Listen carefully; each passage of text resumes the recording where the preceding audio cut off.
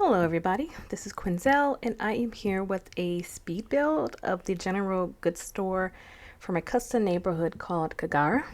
Um, this town has a couple of specialty stores, but every place needs its own, shop to get groceries or buy new clothes and other custom objects that I have for this particular historical build. I think, yeah, the very first one that I tried to make just didn't make the aesthetics that I wanted. And I honestly didn't really know what I wanted in the first place, other than the fact that I wanted it to be like a open market, so to speak. And I had recently downloaded some stands to give it that feel that I wanted, and I decided to try something a little different with this build by placing everything down that I think I want and seeing how I would fit it. Now, I ended up deleting a lot of things because it just didn't work out. I wanted it to be cluttered, but like not too cluttered, if that makes sense. And honestly, I still need to go around and see about putting some invisible fencing around some areas just to make sure that people don't walk through things. Other than that, I also wanted them to have a place to sleep, I believe, and that's more so for the owner than the actual customers. But just in case, the customer here, the owner here was supposed to be the noble family that I have in the land. But then I thought about it. A general goods store would probably take too much time, organization, and logistics when it comes to what they're selling and collecting the items from the other class systems in this neighborhood.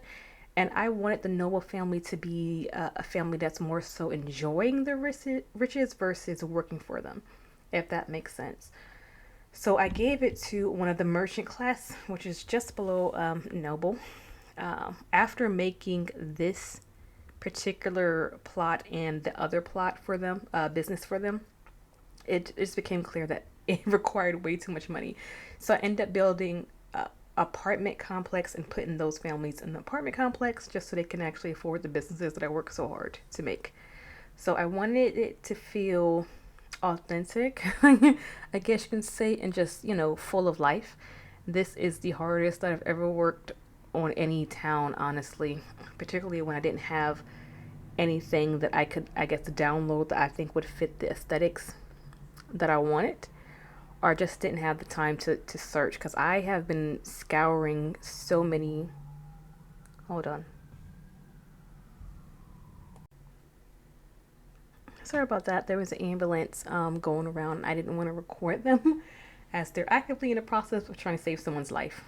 I don't even remember where it was, but basically, I worked really, really hard on this place just to get it in a certain way that I wanted and did a lot of trial and error with the swatches. If I were to give you this video as it was, it's almost 2 hours worth of recording. I decided to speed everything up at least times three at the minimum because of how long it took for me to figure it out and go between this item and that item, this stand and that stand. I feel like a general goods store or like a merchant's lot is the heart of a city, if that makes sense. And it's where a lot of businesses are going to go around.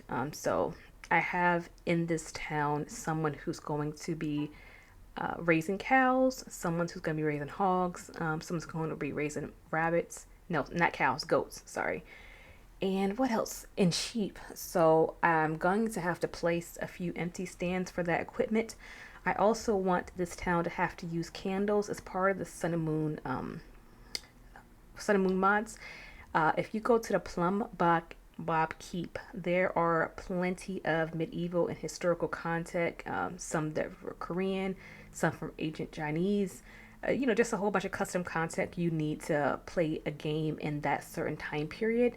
They mostly cater to medieval, but they do have other projects going on, Greek, Roman, all kinds of things you can find there. So I did find a lot of stuff that I'm going to have in my actual medieval folder.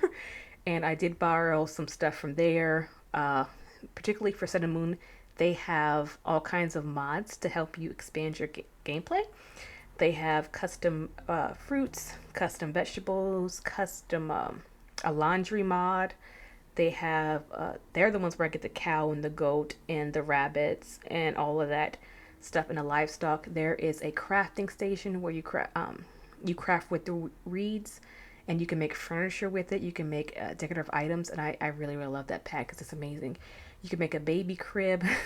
You can make rugs and a little fridge. You can make a toy box. It's just really fun, and it really comes together in a period uh, themed gameplay. And that's what makes it a bit more easier to do this kind of thing. So you can still, you don't have to get all this custom content. You can just keep with EA stuff and just get certain rustic recolors if you don't want a lot of CC content in your game. But it's not something that I'm really scared of. And I should be. I should be scared of CC because there is so much creation going on in the Sims 2 community. Even though this game is over 20 years old, the Sims 2 community has not stopped at all when it comes to creating things. So every time I go to my Tumblr, I know I could be spending hours downloading all this stuff that I gotta sort out. But you'll find stuff that you like, and there's incredible builds there too for everybody. I didn't end up using anyone's builds besides the apartment building that I got from Mod The Sims, I believe. But other than that, everything else was custom built. Oh, there's a gatehouse as well. There's a gatehouse, there's the apartment building. And thinking about it, everything else I had to create myself because other stuff either didn't fit or maybe it wasn't the right size. I can't recall right now. So I want a little bit of everything. So there's a little fishing to simulate, that this merchant has a relationship with all the other good systems or the good traders in this area. Got the herbs, got the spices, got the fish, and eventually we're gonna have stuff from the forager. I'm going to put in maybe some logs. It depends on how much the logs sell for. If they don't really sell for much, I won't supply it. They'll just have to get their tree limbs or whatnot from the oasis. And Sun and Moon has this fire mod. It's a mod where you can cut trees or collect branches from trees to light up this little like campfire that you can have in the house, to keep the house warm. In a desert setting, the house isn't really cold until nighttime. But I did like the fire, all fired up mod, I think is what the title is, and the Giving Tree mod because it does get cold at night in deserts. And I like having that little fire burning effect going on in their houses.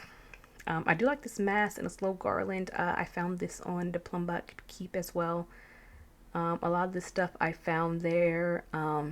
Parsimius, I think it's called. Sims.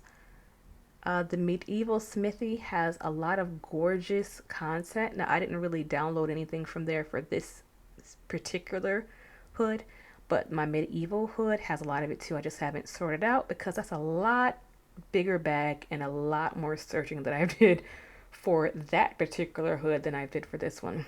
I had created this whole city for a other gameplay I was doing. It was the Test of Time challenge that you can find on Mod The Sims. And there are a few people on YouTube who are also playing that Medieval Char challenge. There was Let's Play It With Fire. She's the first one who actually saw play it and actually opened my eyes to the fact that people were playing historically with The Sims 2. I never even thought it was possible. I didn't even know people were doing it. But Pleasant Sims and Let's Play It With Fire, they're the ones who got me back into Sim and sort of opened up my eyes to that. So I got a lot of mods I found out existed and had to figure out how to work them by watching their videos and doing my own experimentation so I find what works for me. I'm just putting these little mismatched chairs because I kind of like the feel of it.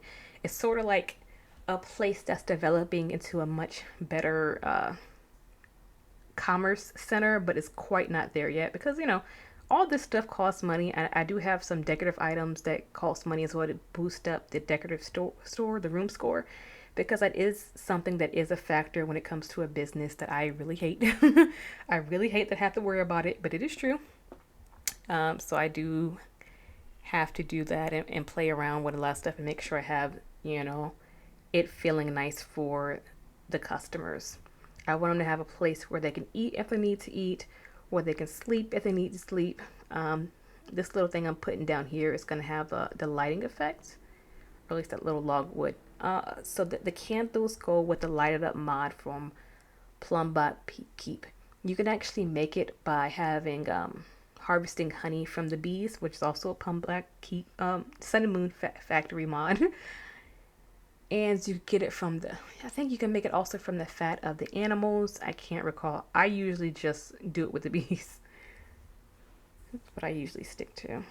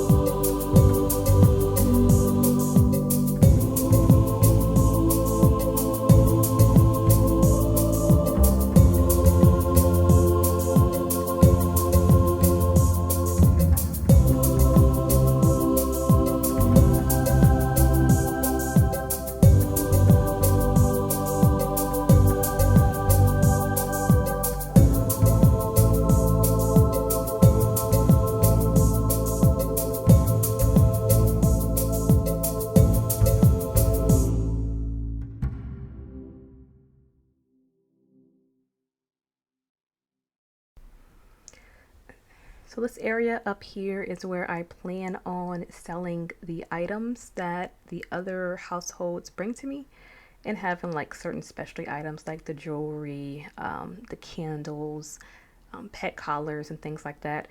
Eventually I'm going to have to get a animal breeder for the dogs and kitties. I don't have one now, but I do want the pet collar there waiting for them. And I don't really know how many shelves I need, but I'm hoping I'm gonna be able to squeeze them all in there so that, you know, everyone can have what they need.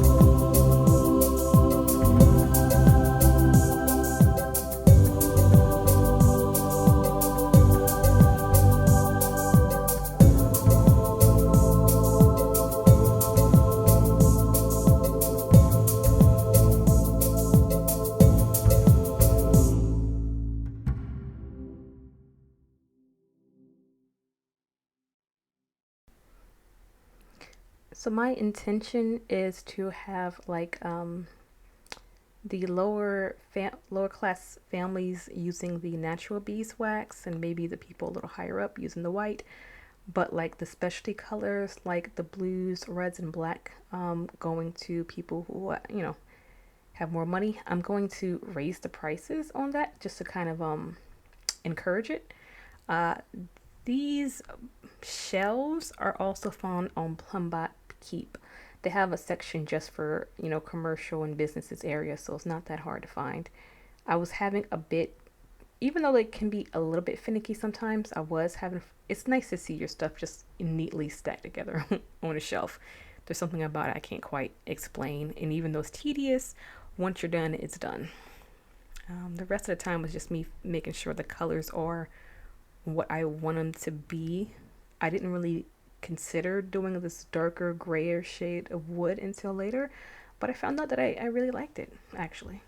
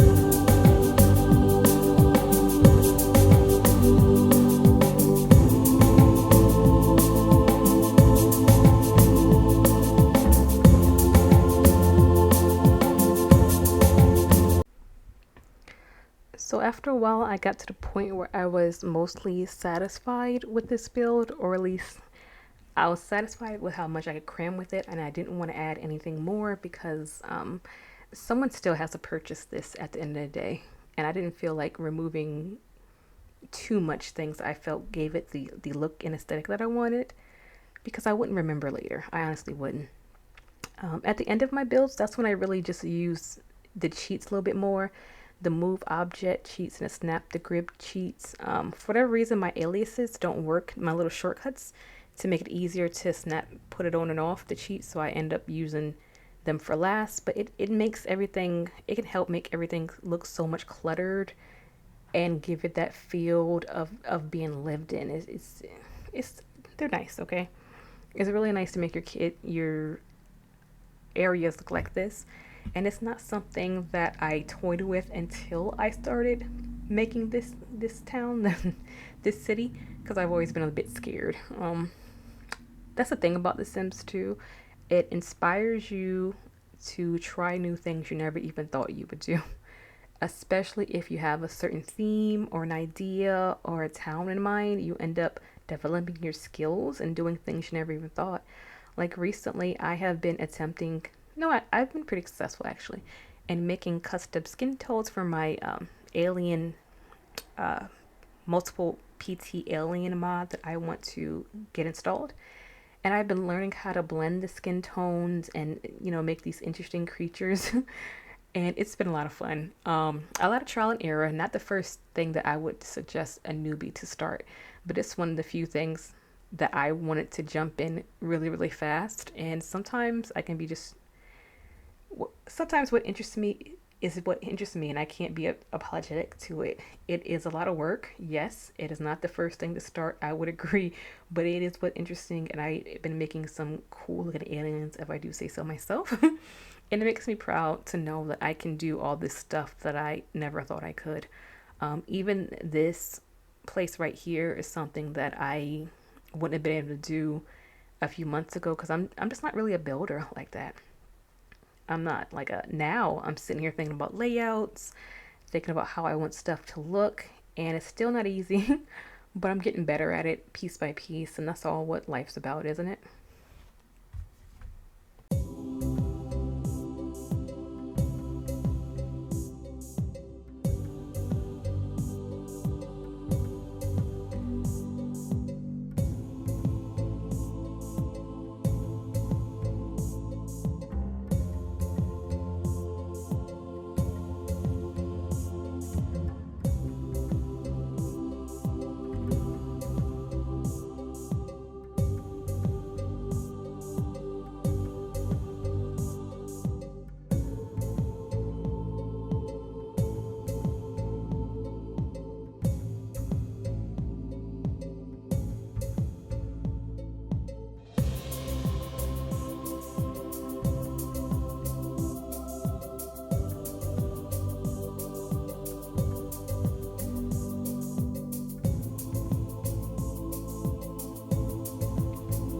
Okay, everybody, that's about all I have for today. I hope you enjoyed this Speedbuild. I am going to be uploading my first families soon. I have recorded it, but editing it, those after a week of recording for The Sims, that's taken me a bit longer than I would think. But I hope you like this. I have another Speedbuild to add, and then we'll be starting the Kigara playthrough. Don't forget to rate, comment, and subscribe if you want to see more. Thank you very much.